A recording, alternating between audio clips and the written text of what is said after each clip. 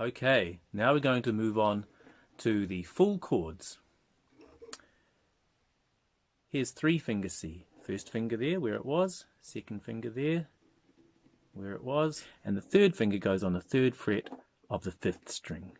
There we go.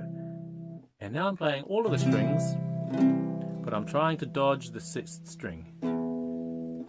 Here's how it sounds with the 6th string. Sounds a bit messy, but without it, it sounds better. So now to make the F, all I have to do is move these 2 fingers down to make the F major 7, which I'm calling F. Let's go back to C. Move the 2nd and 3rd fingers up. There you go. Now the full G is like this.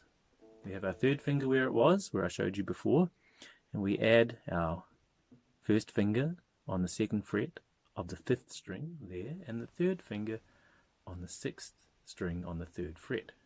I'll say that again. The 3rd finger on the 3rd fret of the 6th string. And there's our full G chord. Finger 3, finger 2, finger 1. There are other ways to do the G chord, but we'll look at those later. Here we go. 1, 2. Te Waiata o mana whenua, Te Wairua o Te Ao, Te Waiata o mana whenua, Te Wairua o Te Ao. Okay, so you can practice that. And the next stage will be to add 1, 2, 3, 1, 2, 3, 1, 2, 3, 1, 2, 3. Okay. And you can do these 1, 2, 3s with just your thumb. Or I think it sounds a bit more interesting to go thumb, finger, finger, thumb, finger, finger. It's a little bit harder, it takes a while to get used to, but you can try it either way. Here we go. 1, 2.